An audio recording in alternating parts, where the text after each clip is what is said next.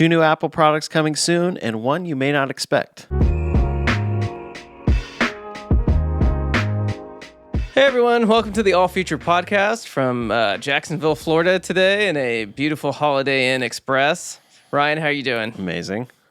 I'm doing pretty good. How about you?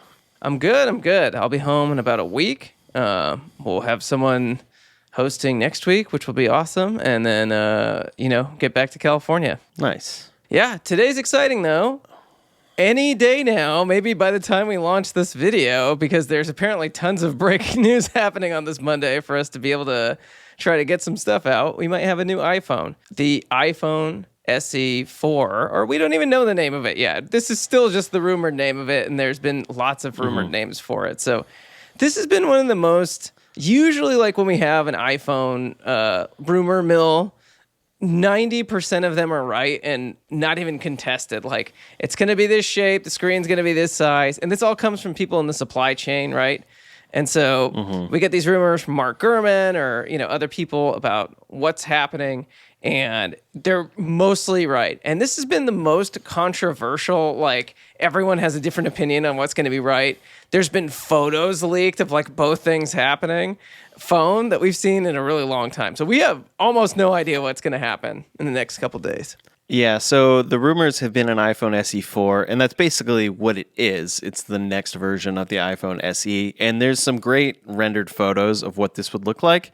And it's essentially the iPhone 14, and it has the notch instead of a dynamic island, and then you flip it around, and there's one large, very high-quality camera taking care of all of your needs, but it's only one lens, and that helps bring down the cost of this phone. But the rumors are it might be called something like the iPhone 16e, or something like that, some letter that distinguishes it, but keeps it in line so you understand it's the most recent version. And I would guess that's just because they're getting so high up with the numbers that if you see 16 and then you're like, oh, what's the more affordable one? 4? It maybe seems like way too old, even though it's totally up to date. And so not only are there these renders, but there's also been a leaked case from Spigen.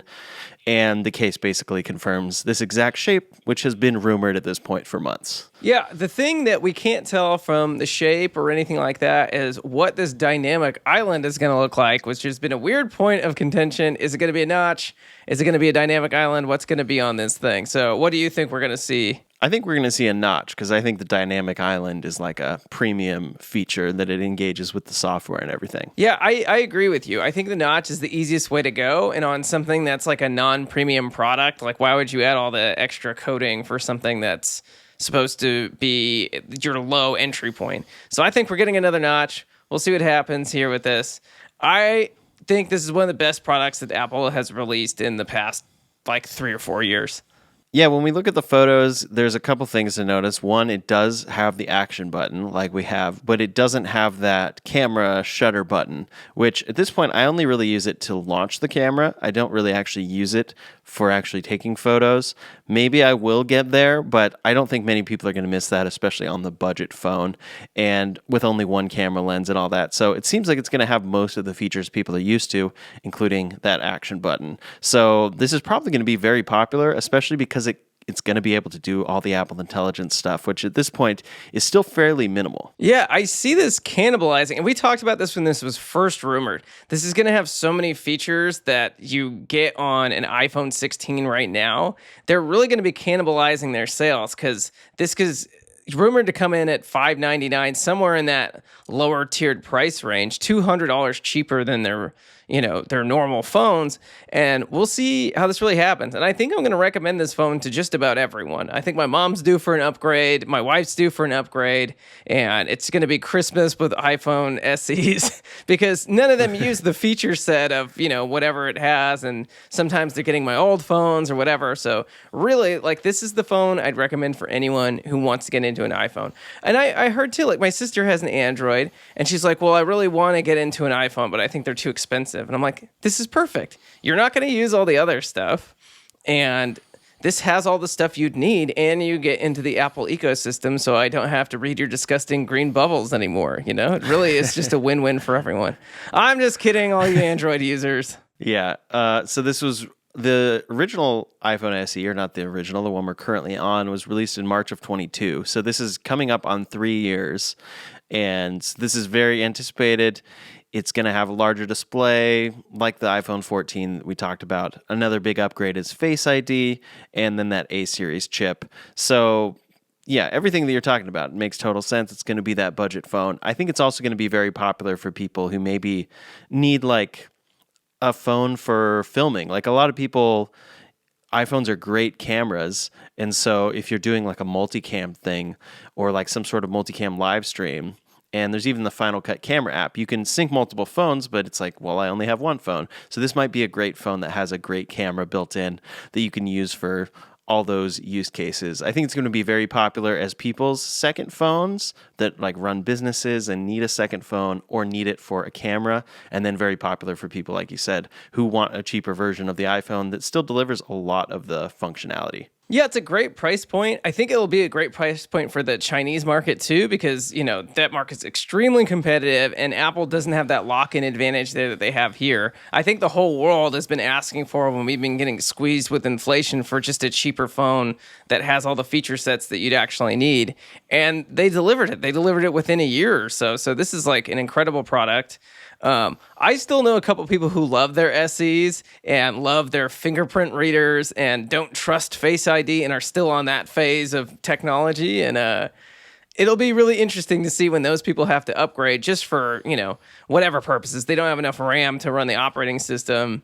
Apple doesn't support their phone anymore. When they do have to upgrade to something like this, how upset they're going to be that now it has their face or something like that. I definitely have friends who still have like iPhone 6s or 7s or, the original SE. That's a definite big change going to Face ID because it's now reading your face instead of your fingerprint. But I guess I would argue it's just, if you're already worried about the face, you'd probably be worried about the fingerprint. But some people will miss the home button, but it's so good in software to the point where you just swipe up from there and it's just as reliable as a home button. Yeah, I haven't thought about a home button in a really long time. I know Android users love their back button and things like that. So I think this is one more step in alienating Android users. I think with a phone without a button is not going to be something that an Android user would want to, switch to, unless they had to for whatever software reasons. But everything's getting so good on both sides. It's really hard to say that this phone at this price point is going to be something that makes people switch. Like, really, if you wanted something cheaper, go with a OnePlus or something else in Android world that's not a Samsung. But there's so much choice out there now for phones, and they're all so good. It's really hard to argue that, like, this flagship phone is better than that one. When they do those camera tests online and stuff like that, I really don't know. I know that I like one photo better than the other, but it could just be because the software decided to like bump up the exposure, or this one's like a little bit more saturated. It has more to do with the in-camera processing of what's happening than the actual like camera lens on the camera. They're almost all the same. Samsung's like making the cameras for both manufacturers sometimes, or definitely the displays for all those things. Or Sony, yeah. Yeah. I think Sony makes some of the lenses and the cameras.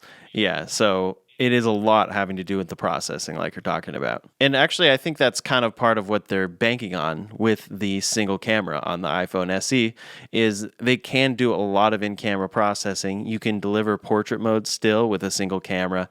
If it's a high enough megapixels and the way it's processed and everything, they can have a 2x lens as well available, which is just cropping in on it, but it feels like it's a different lens.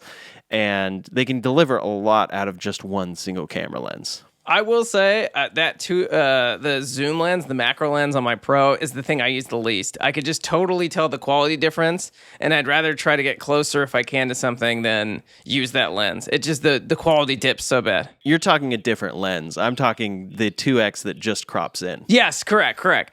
I'm saying I wouldn't miss that on this phone because I barely use it on my. When so you notice a quality difference when it's not changing lenses? No, I notice a bigger quality difference when it's changing the lenses, and I'd rather just move. And because this just has its one lens, that you have the ability to just go up to something, it's going to make for a better photo rather than having the three cameras, and you get the quality dip with the other lens instead of just having the one. And so people will naturally just like walk forward to the picture or something like that. I don't think you're getting that much more with those extra camera lenses on the other phones. Mm-hmm.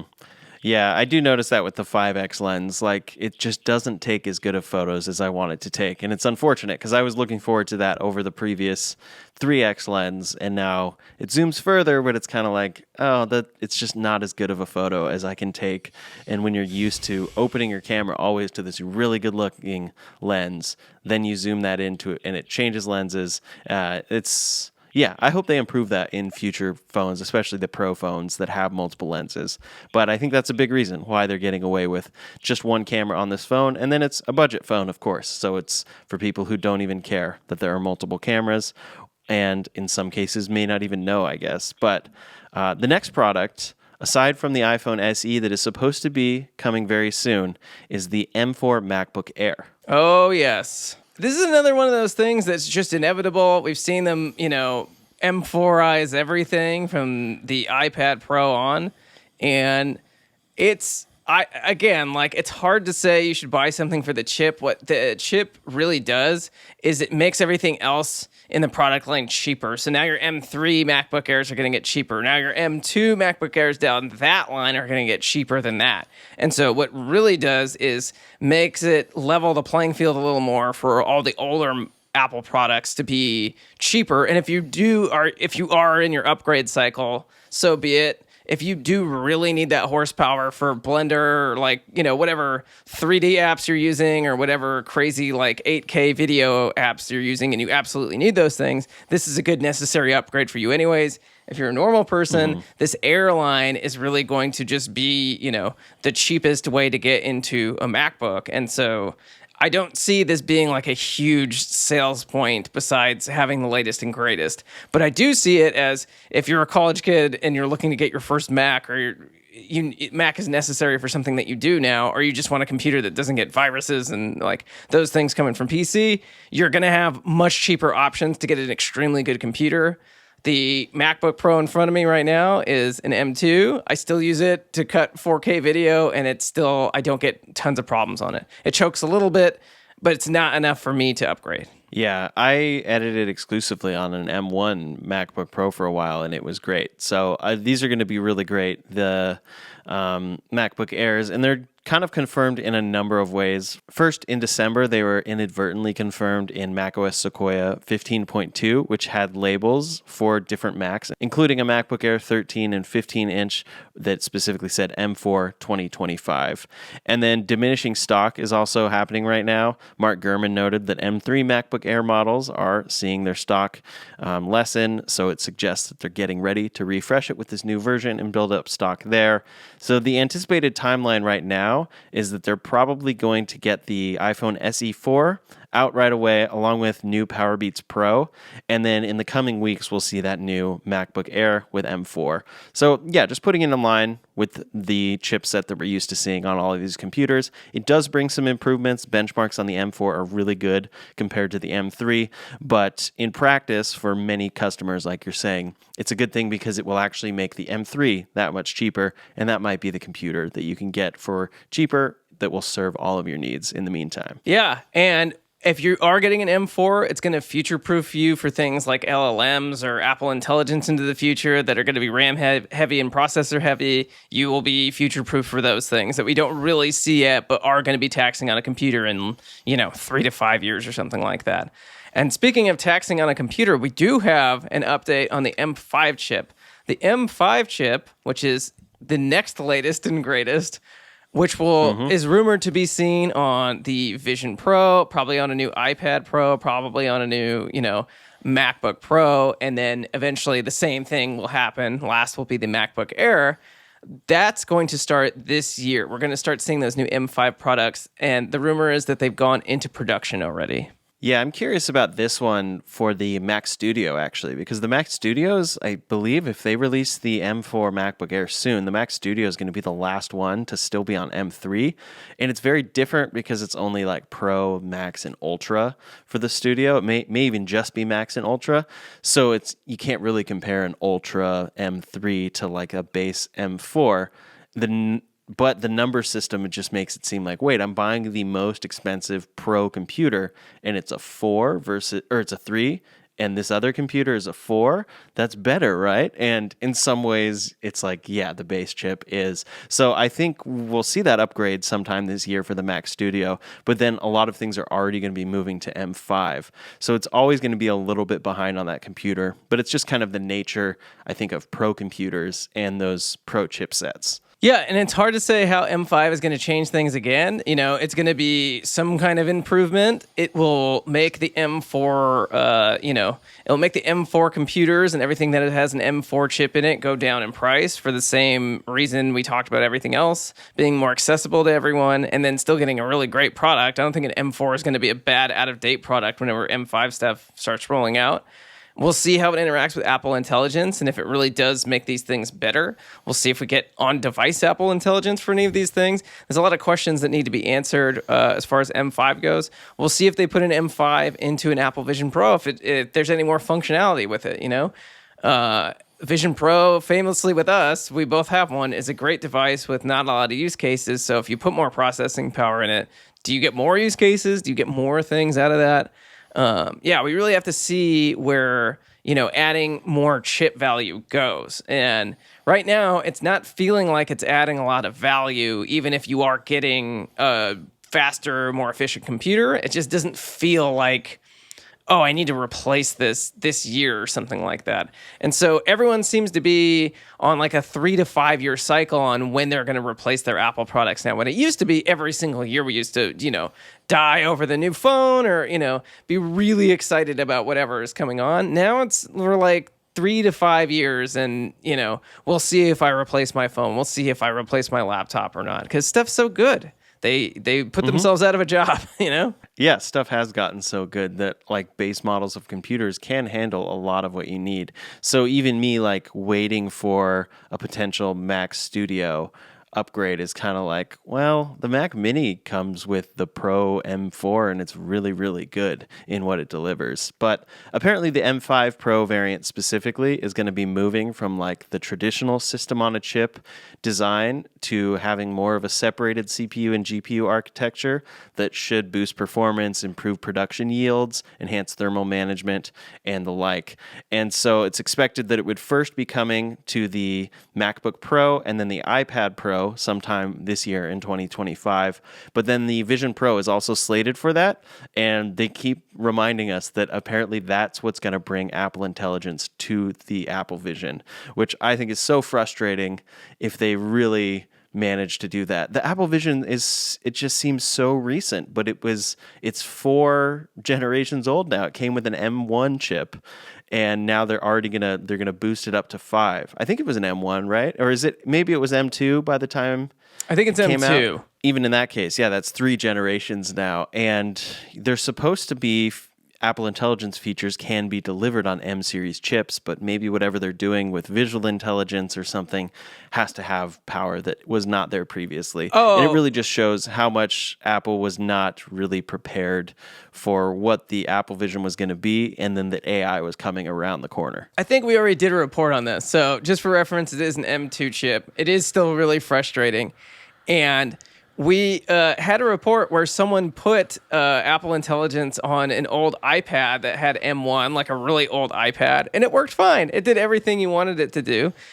But everything we have now like isn't really processor heavy yet. The processor heavy stuff is when, you're using it to do this PhD level research with ChatGPT and it takes 10 minutes to give you a response. Like I imagine that's pretty processor heavy, right? But like these little requests to make an image or make a Genmoji or like, take your stuff and summarize your words, like how much processing power could that actually be taking that you couldn't just be doing that on device or whatever. So this is all, we haven't really seen the extent of what we're using with these LLMs. We don't know what the extent of like the security layers they're using and if they need to use those security layers on top of the LLM, how much that adds to the processing power for you to get a result. Because you know how frustrating it is now to not get a result in like literally 2 seconds. You're like, come on, I need to know my answer to my Google search because you typing it into Google literally takes 2 seconds. So it needs to be comparable to those sorts of things. And so if it's not comparable to that, then you really do need all that extra processing power there to make sure it can be useful in those ways. But we really haven't seen the use case for that yet, because they're going out to ChatGPT. That takes forever. That's not useful. Literally this other layer is sending it out to the internet and getting it back to you. It's not useful compared to just using the ChatGPT app. So we haven't really seen why we should need to upgrade to all these phones besides the fact that they just said we had to, which is really frustrating too. Yeah, definitely. The Apple Intelligence stuff on Apple Vision will be interesting because there's going to have to be some sort of specific visual reason why you need the M5 version of the Apple Vision. There's going to be some reason why you would need to upgrade because as a current owner, that's got to be the most frustrating upgrade in the world to have to stomach, especially on a device that's so expensive.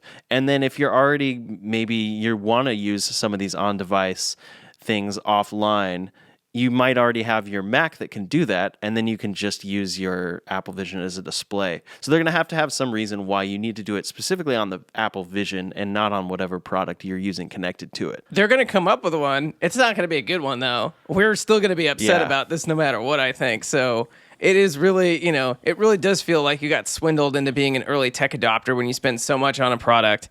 And we talked about it a lot. We talked about liking it and it just not having a lot of use cases.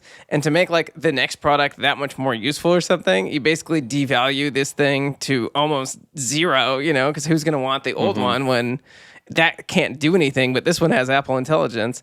They really need to prove to us first that Apple Intelligence is useful, but besides the things they're saying. I talked about this last week a little bit. Mark has got to do an in-person demo of Samsung's headset that's basically like an Apple Vision clone. It has almost the same stuff. It's a little cheaper, but the thing he said that differentiated it in a big way, and it couldn't have been a big enough way because he's not talking about that much. He talked about it for 5 minutes or something. So was the fact that it had Gemini on it, and he could make Gemini requests on it, and those requests were a little better than using an Apple Vision. And so that was an interesting thing he talked about. He couldn't use it at length. I think it was like a 30-minute to an hour demo or something like that. So you can't find out that much by using a product that much, but it is going to differentiate that these things need to have an advanced voice assistant on them. And if Apple doesn't have that or needs to have an M5 to have that, we'll just see what happens in the future with it. It will feel like a slight, though, that they, didn't put that in originally. Yeah, absolutely. But first up, we have those M4 MacBook Airs and then the iPhone SE 4, hopefully coming very soon.